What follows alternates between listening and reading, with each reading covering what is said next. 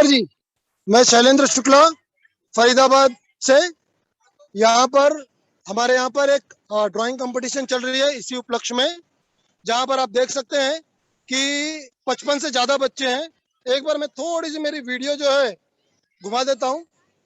ये पार्क जो है पूरा बच्चों से भरा पड़ा हुआ है भाई साहब, जहाँ की बच्चे जो है इसी ड्राइंग कंपटीशन के लिए आए हुए हैं और सभी इसमें पार्टिसिपेशन कर रहे हैं। अब हम ड्राइंग कंपटीशन शुरू कर रहे हैं, तो आप लोग जब तक कहेंगे हम लोग बच्चे तब तक ड्राइंग करेंगे, उसके बाद में इसका समापन किया जाएगा। ठीक है, तो अगर आप लोगों की परमिशन हो तो हम ड्राइंग कंपटीशन शुरू करवा दें। जी बिल्कुल परमिशन है आपकी शैलेंद्र जी, बहुत बढ़िया आपने व्यवस्था की और बहुत अच्छा लग रहा है कि इतने सारे बच्चे आज भारत की बात सुनाता हूं कि इस विशेष कार्यक्रम विश्व जनसंख्या दिवस पर आज हमारे साथ जुड़े हैं और बहुत अच्छी बात है। आप इसको शुरू करवाइए और हम कार्यक्रम हमारा चलता रहेगा। ठीक 1 घंटे बाद फिर वापस आपके पास आएंगे और इन बच्चों में से जो प्रथम द्वितीय तृतीय होंगे और उन सबका उत्साहवर्धन करेंगे। बहुत बहुत धन्यवाद और शुभकामनाएं हमारी, धन्यवाद, सबकी शुभकामनाएं। धन्यवाद। बाद में देखेंगे सर। नमस्कार। विश्व जनसंख्या दिवस 11 जुलाई रविवार, भारत की बात सुनाता हूं मैं। आप सभी का बहुत बहुत स्वागत। मैं अपनी टीम कैप्टन नरेंद्र वर्मा जी, सत्यप्रकाश भारद्वाज जी, दिनेश बरेजा जी के साथ आप सभी का स्वागत करता हूं। हमारे आज के इस कार्यक्रम में सबसे पहला जो हमारा विषय था वो यही था, एक लाइव पेंटिंग कंपटीशन विश्व जनसंख्या दिवस पर, जिसमें आपने देखा कि बहुत से बच्चे, लगभग 30-40 बच्चे वहां पर पार्क में इस विषय पर पेंटिंग बना रहे हैं और हम अपना कार्यक्रम जारी रखेंगे।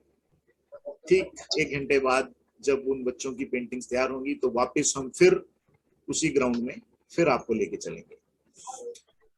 कार्यक्रम को आगे बढ़ाते हुए मैं सबसे पहले अपने सत्य प्रकाश भारद्वाज जी हमारे साथ जुड़े हुए हैं, लेखक हैं, गीतकार हैं। मैं सत्य प्रकाश भारद्वाज जी से आग्रह करूंगा कि वो अपनी गीत प्रस्तुत करें। भारद्वाज जी। जी बहुत बहुत धन्यवाद सभी का, सभी टीम के सदस्यों को नमस्ते। और ये बहुत ही अच्छी शुरुआत की है। पिछले रविवार को मैं नहीं मिल पाया था पिछले कार्यक्रम में, क्योंकि मेरी माताजी का देहांत हो गया था। इसके कारण से मैं इसमें उपस्थित नहीं हो पाया था, उसको मैंने काफ़ी मिस किया है। तो एक कविता आज ही मैंने तैयार की है इसी विषय पर, जनसंख्या नियंत्रण के विषय पर। आपके सम्मुख में वह कविता रखता हूँ। वतन से प्यार अगर तुमको, जनसंख्या नियंत्रण भी कर लो। वतन से प्यार अगर तुमको, जनसंख्या नियंत्रण भी कर लो। प्रगति प्रसन्नता और सभी सुख हेतु आज तुम प्रण कर लो। वतन से प्यार अगर तुमको, जनसंख्या नियंत्रण भी कर लो। प्रगति प्रसन्नता और सभी सुख हेतु आज तुम प्रण कर लो।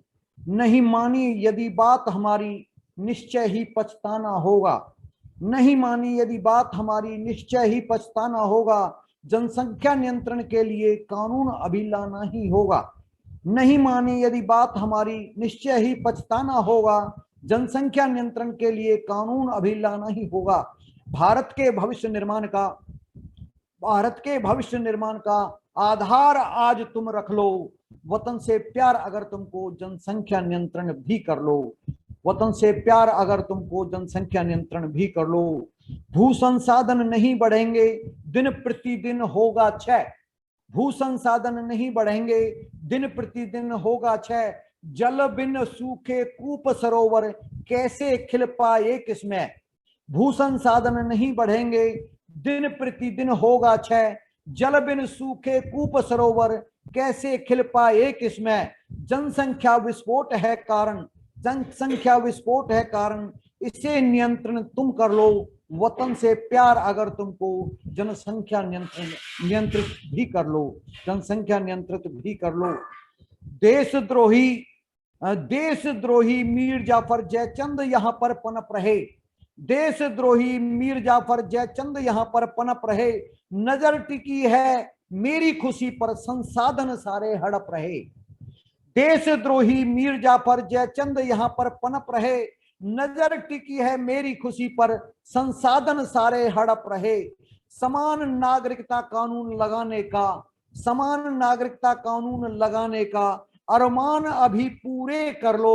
वतन से प्यार अगर तुमको जनसंख्या नियंत्रित भी कर लो। प्रगति प्रसन्नता और सभी सुख हेतु आज तुम प्रण कर लो। जनसंख्या नियंत्रण है मांग समय की, चाहे मानो मत मानो। जनसंख्या नियंत्रण है मांग समय की, चाहे मानो मत मानो। दारुल अरब और दारुल इस्लाम है छुपा एजेंडा पहचानो। जनसंख्या नियंत्रण है मांग समय की, चाहे मानो मत मानो। दारुल अरब और दारुल इस्लाम है छुपा एजेंडा पहचानो। कर विध्वंस शत्रु की मनसा, कर विध्वंस शत्रु की मनसा, पूरी उत्कंठा तुम कर लो।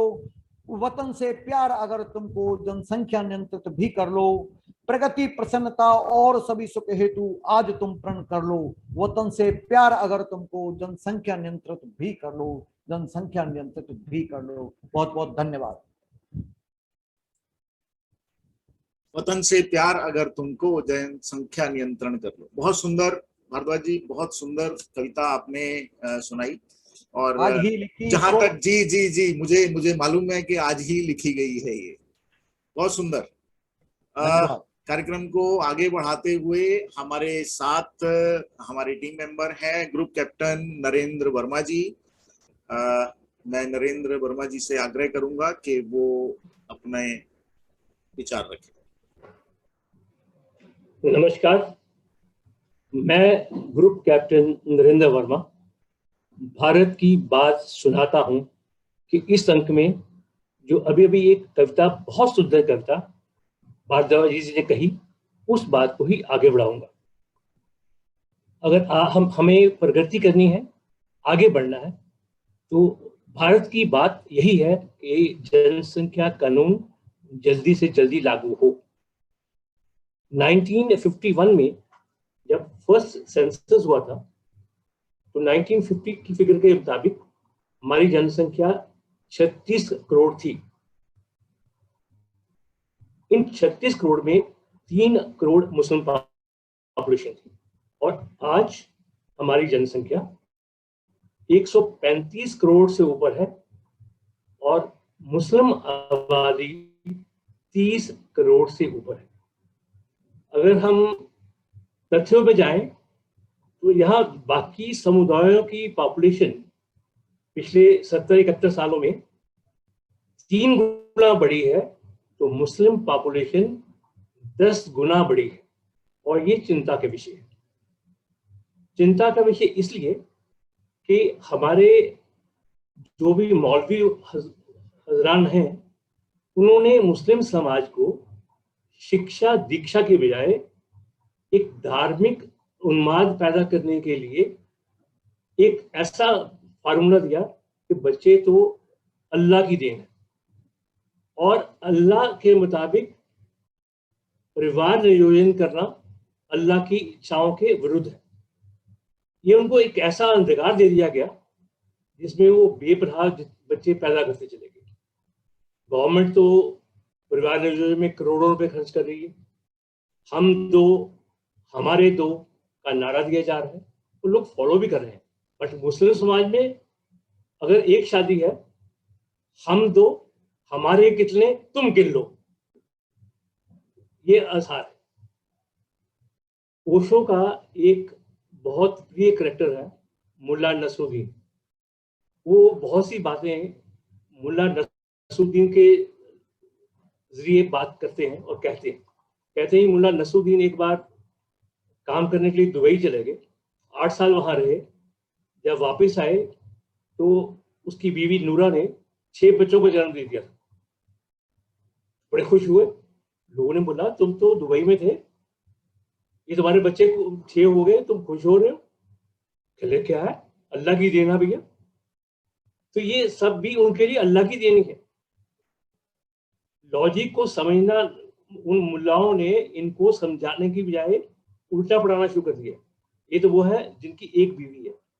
इनकी 4 बीवियां हैं, हम 5, हमारे 45, सबके हाथ में पकड़ा दो AK-47। अगर जनसंख्या कंट्रोल नहीं किया गया, आने वाले समय में यही हाल होगा। हम 5, हमारे 45, सबके हाथ में AK-47। इसको कैसे कंट्रोल करना है, क्या क्या और व्यवस्थाएं होनी चाहिए, ये आने वाले और वक्ता आपको थोड़ा स्पष्ट करेंगे। मैं इस बात को, जो फेटल इफेक्ट्स है, जनसंख्या जो इतनी बढ़ती जा रही है, इसके जो फेटल इफेक्ट्स हैं, मैं थोड़ा सा आपको उसके लिए सावधान करना चाहूंगा, थोड़ा सा बताना चाहूंगा। जैसे अगर जनसंख्या बढ़ती जा रही है हिंदुस्तान में, जैसे कि अगर पूरी यूरोप की पॉपुलेशन ले ले, हमारी पॉपुलेशन वर्चुअली उनसे दोगुनी है। बढ़ती पॉपुलेशन आपके नेचुरल रिसोर्सेज को डिप्लीट करती है, जो हमारे प्राकृतिक संसाधन हैं उनको भ्रष्ट करती है। आज देखिए अरावली में जो एक कंट्रोल्ड फॉरेस्ट है, उसमें 10,000 से ज्यादा लोग बसे हुए हैं। जो हमारी एक नेचुरल सराउंडिंग है उसको भ्रष्ट किया जा रहा है। यमुना के तट पर आप देखिए, अगर आप फ्रेंड्स कॉलोनी, ये उखला विहार, आप पीछे की इस तरफ अगर यमुना के साइड में गए हो, पूरा यमुना का किनारा अनऑथराइज कॉलोनी से भरा पड़ा है। पॉपुलेशन बढ़ने से बेतहाशा हम वृक्षों को काटते जा रहे हैं। जो पहाड़ों का हर साल फिसलते हैं, बाढ़ आती है उत्तराखंड में। जब हम वृक्ष काटते जाएंगे, वृक्षों की जड़ें जो हैं वो पानी वृक्षों को रोकती है और वृक्ष पानी को रोकते हैं। जब बेतहाशा पहाड़ों से वृक्ष काटते जाएंगे तो पहाड़, जब तेज बहाव होगा तो पहाड़ भी गिरते चले जाएंगे। इसके बाद यही हम अपने इन्वायरमेंट को डिग्रेड कर रहे हैं। जैसे जैसे ये पहाड़ कटेंगे, हमारे वृक्ष कटेंगे, पॉपुलेशन का बोझ बढ़ेगा, तो हमारा एनवायरनमेंट भी डिग्रेड होता जाएगा, हमारे जो संसाधन है वो डिग्रेड होते जाएंगे। और पॉपुलेशन का बढ़ना will lead to conflict of war. हमारे आपस में कॉन्फ्लिक्ट्स होंगे, पॉपुलेशन बढ़ेगी, संसाधन कम होंगे। जो आज आप देख रहे हो, जो आज एक समुदाय की पॉपुलेशन बढ़ती जा रही है, केरला में जो हो रहा है, तो बंगाल में हो रहा है, पीछे दिल्ली के कुछ हिस्सों में हुआ। अगर ऐसे ही चलता रहा तो ये एक सिविल वॉर और अधिकारों का अतिक्रमण जो होगा वो देश के लिए एक दुर्भाग्यपूर्ण होगा। और जितनी भी पॉपुलेशन बढ़ेगी, अनएम्प्लॉयमेंट बढ़ेगी। आज हिंदुस्तान में हर रोज 70,000 बच्चे पैदा हो रहे हैं। कोई भी देश 70,000 लोगों के लिए हर रोज रोजगार पैदा नहीं कर सकता। आप बड़े से बड़ा देश ले लीजिए, जितने मर्जी प्राकृतिक साधन हो, जितनी मर्जी डेवलप कंट्री हो, 70,000 लोगों को रोजगार पैदा करना किसी भी देश के बस पे नहीं। और this unemployment will lead to crime. अगर हम पॉपुलेशन कंट्रोल नहीं करेंगे, अभी स्टेप नहीं लेंगे, तो this will lead to crime, और क्राइम बढ़ता जाएगा और आपकी कॉस्ट ऑफ लिविंग हाई होती जाएगी, क्योंकि रिसोर्सेज जो है वो लिमिटेड है, उनको लेने वाले मांगने वाले ज्यादा है। आपकी हर चीज की कॉस्ट बढ़ेगी तो आपकी महंगाई बढ़ेगी तो हम फिर मोदी जी को दोष देंगे कि मोदी जी ने महंगाई बढ़ा दी। कोई नहीं सोचेगा कि इसका असली कारण ये बढ़ती हुई विस्फोटित जनसंख्या है। और ये पैंडेमिक आएंगे, अगर कंट्रोल्ड पॉपुलेशन हो, लिमिटेड पॉपुलेशन हो, तो आपको मार्केट में, धार्मिक स्थलों पे, पर्यटन स्थलों पे लिमिटेड लोग मिलेंगे। जब पॉपुलेशन का इतना विस्फोट है, जब इतने लोग होंगे, जिस हॉल में 100 लोग समा सकते हैं वहां 1000 लोग भरे होंगे, तो थोड़ा सा इन्फेक्शन भी एक बड़े इन्फेक्शन में फैलेगा। और आपके ये पैंडेमिक जो हो रहे हैं और ज्यादा फैल रहे हैं, ये तो दुनिया भर का फिनोमेना है जो अभी हम कोरोना पैंडेमिक से निकल रहे हैं, बट इसका फैलना और इसके संक्रमण का ज्यादा बढ़ना वो बड़ी पॉपुलेशन उसका कारण है। और इसके कारण बच्चों को न्यूट्रिशन नहीं मिल पाता। जब अभी थोड़े दिन पहले मैं एक इंटरव्यू देख रहा था, लाजपत नगर में केले बेचने वाला था, तो चाचा जी टाइप थे, तो एक रिपोर्टर की इंटरव्यू ले रहा था। तो चाचा आपके कितने बच्चे हैं? कहते 21। तो वो खाना बनाना कैसे होता है? कहते अल्लाह ने दिए हैं, अल्लाह खाना पीना भी करेगा। अब जब 21 बच्चे एक केले बेचने वाले के हैं, तो उनको क्या न्यूट्रिशन वैल्यू वो खाना दे रहा होगा?